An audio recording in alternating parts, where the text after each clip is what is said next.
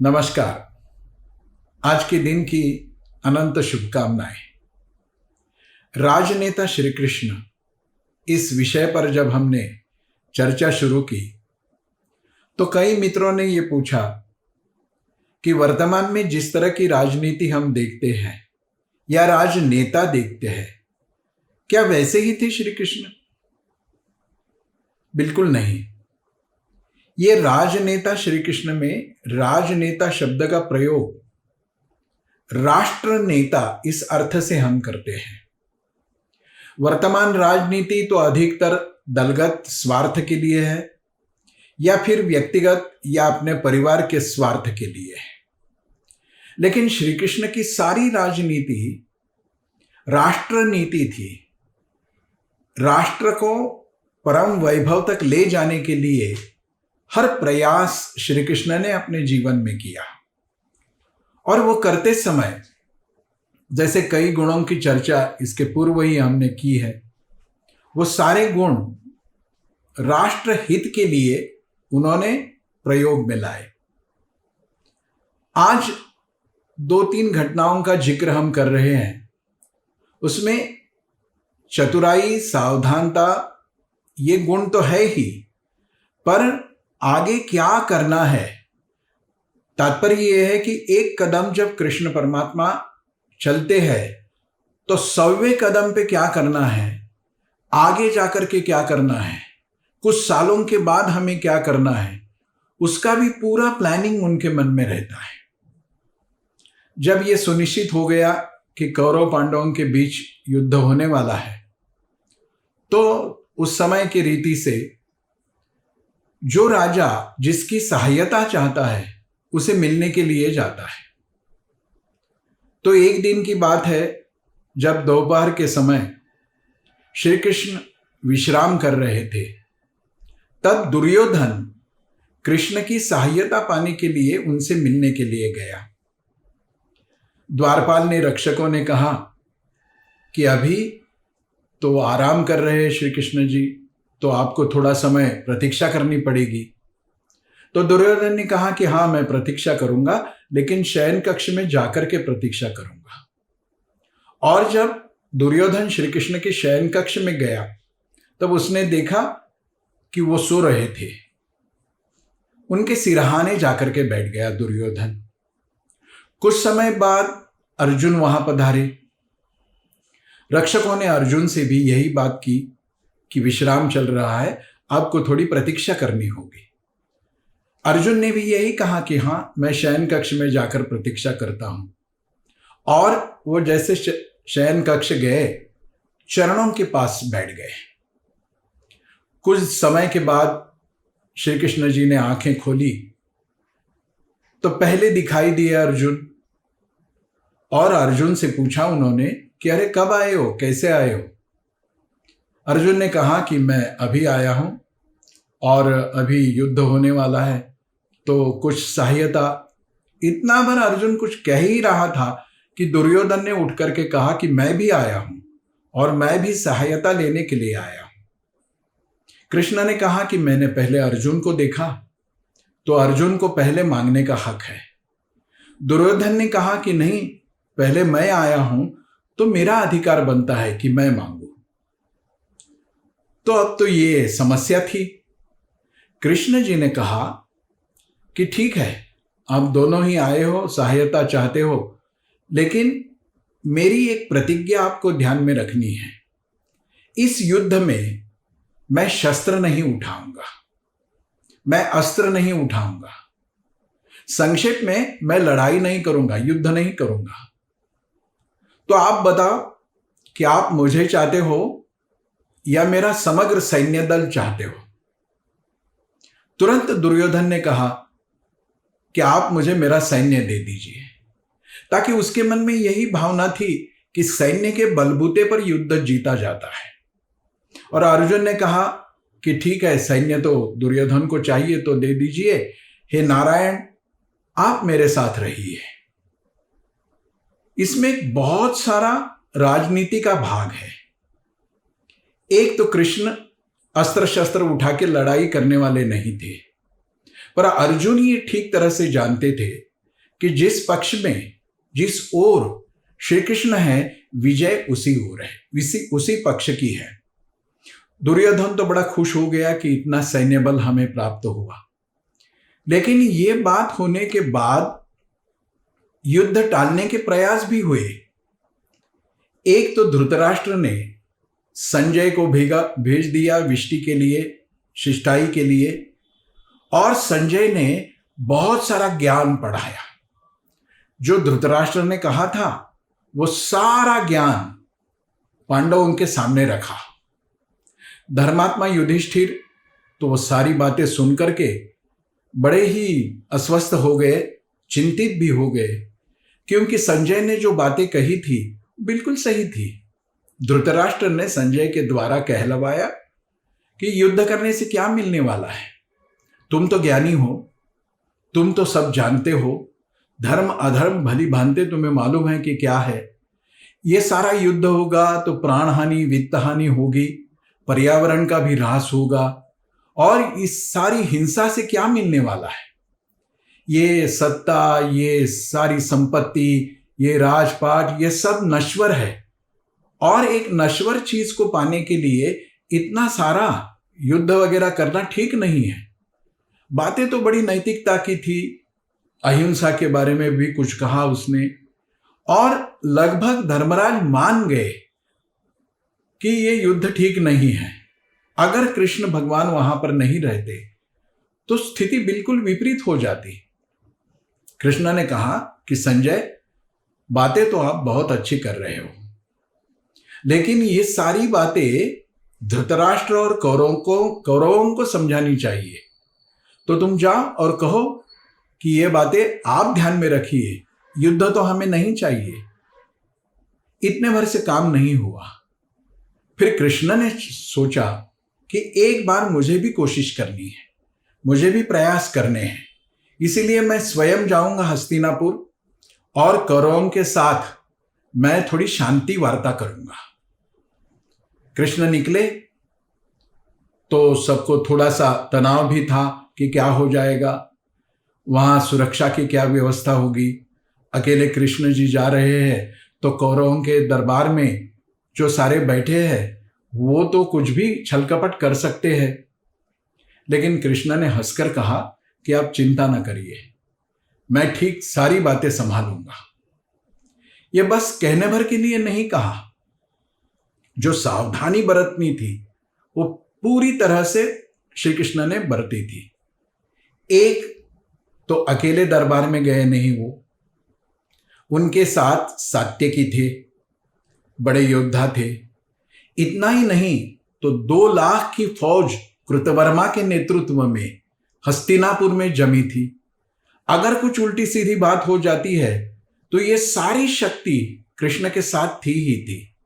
इतना ही नहीं, कृष्ण सब जब निकले तब अपना रथ लेकर के निकले थे, तो रथ में सारी युद्ध की सामग्री थी, सारे शस्त्र अस्त्र थे। तात्पर्य यह है कि कृष्ण जी जानते थे कि यह शांति वार्ता सफल होने वाली नहीं है, क्योंकि कौरव चाहते ही नहीं है कि न्याय की बात करे, कुछ पांडवों के साथ भी न्याय हो। कौरव तो बड़े ही दुष्ट थे, सब हथियाना चाहते थे, और कृष्ण जी जानते थे कि यह शांति वार्ता सफल नहीं होगी, पर भी मुझे प्रयास करना है। इसलिए प्रयास करना है कि दुनिया आगे चलकर यह न कहे कि युद्ध अगर कृष्ण जी चाहते तो टाल भी देते। तो ये आलोचना हमारी आगे जाकर न हो, ये भी उस एक बात मन में थी। और दूसरी बात थी कि कौरवों के दरबार में जाकर सबको ललकारना। तो बड़े कठोर शब्दों में द्रोण, भीष्म आदि ज्येष्ठ लोगों की, वरिष्ठ लोगों की आलोचना की, दुर्योधन को धुतकारा, धृतराष्ट्र को खरी खोटी सुनाई, और सब लोगों के मन में ये बात आ गई।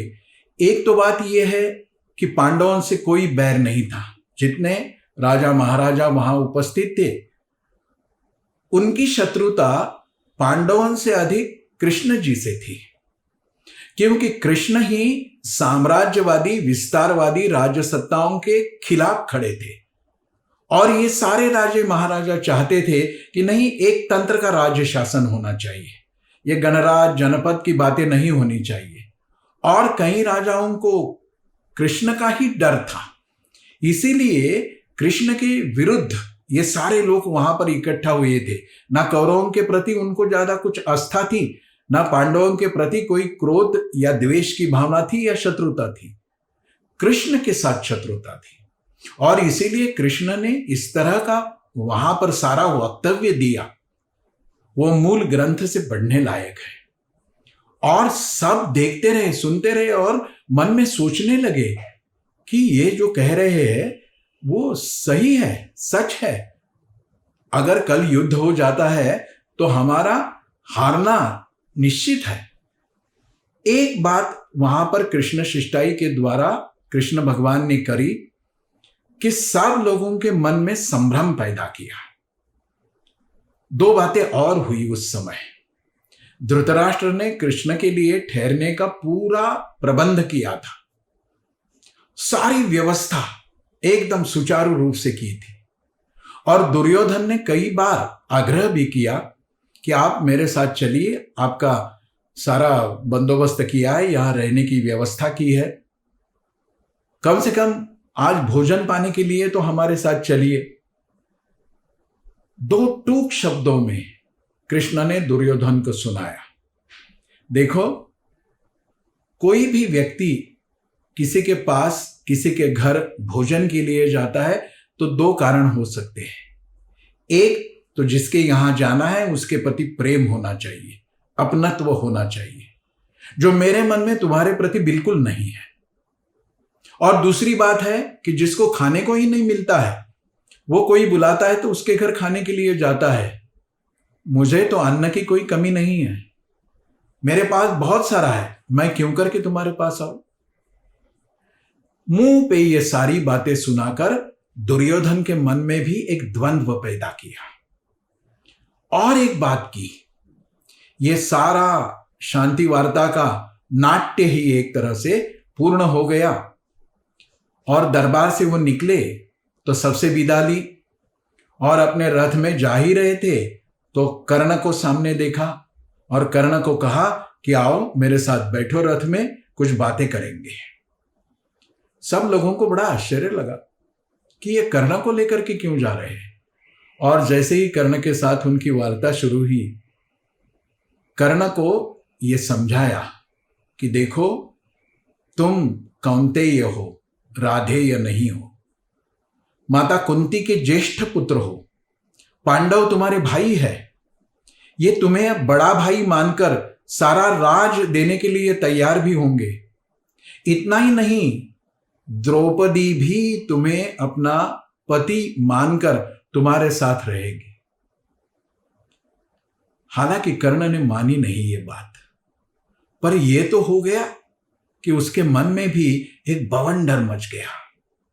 एक राजनेता के लिए यही आवश्यक होता है, मंत्र युद्ध यही है कि शत्रु के मन में दहशत, भ्रम फैलाना, हर तरह की कोशिश करके भ्रम फैला देना। और ये तो काम हो गया। और इससे ही ये बात निकली कि कर्ण ने माता कुंती के सामने प्रतिज्ञा की कि मैं अर्जुन के सिवा और किसी के साथ लड़ूंगा नहीं।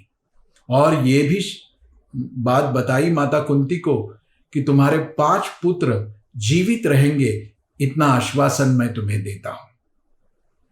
ये सारी बातें एक राजनेता किस तरह से कर सकता है, ये अगर जानना है, ये अगर देखना है तो कृष्ण की राजनीति ध्यान में लेनी है। इसका तात्पर्य ये नहीं कि कृष्ण स्वयं ही युद्ध के लिए उत्सुक थे, नहीं चाहते थे।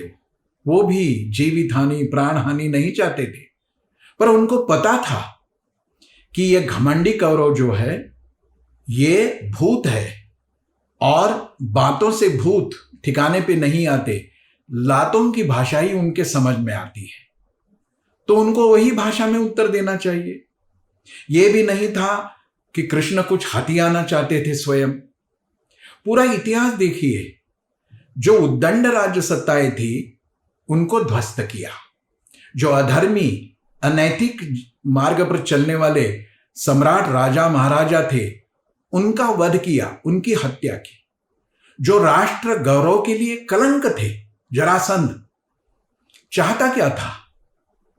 नरमेध यज्ञ करना चाहता था। 100 राजाओं के सर काट करके एक यज्ञ करना चाहता था, तो उसका वध किया। भौमासुर, नरकासुर आर्यावर्त के सीमावर्ती क्षेत्र में उसका राज्य था और उन्होंने देश की कई सारी युवा लड़कियों को वहां अपने कैद खाने में रखा था। 16 सहस्त्र लड़कियां थी, तो कृष्ण ने उसको भी हराया। ये सारा किया, पर आम जनता को, साधारण मनुष्य को उन्होंने कभी पीड़ा नहीं पहुंचाई। तो राजनेता कृष्ण के जीवन के 2 बिंदु है चिंतन के। एक, जो धर्मभ्रष्ट अनीति के पथ पर चलने वाली राज्य सत्ताएं हैं, येन केन प्रकारेण उसको ध्वस्त करना है। क्योंकि ये जो हठधर्मी राजा होते हैं वो समझाने से बात समझते नहीं है, उनमें कोई परिवर्तन लाना संभव भी नहीं होता है। लेकिन साधारण जो जन है उसको संस्कार के साथ, प्रेम के साथ और समझा करके मूल धारा में हम ला सकते हैं। तो 2 स्तर पे काम किया उन्होंने। साधारण जन को संस्कार दिए, प्रेम दिया, राष्ट्रीय धारा में जोड़ा उनको, और जो उद्दंड सत्ताएं थी उनको पदच्युत किया। राजनेता कृष्ण जीवन की ये एक बहुत ही महत्व की बात है। राष्ट्रहित के लिए जो कदम उठाना अनिवार्य है वो उठाएंगे। फिर हिंसा, अहिंसा, अच्छी बात, बुरी बात, ये सब बातें फुर्सत में शांति के समय करेंगे। लेकिन जब राष्ट्रहित का विषय आता है तो कृष्ण कहते थे कि राष्ट्रहित सर्वतोपरि होता है और इसके लिए जो करना चाहिए वो करेंगे।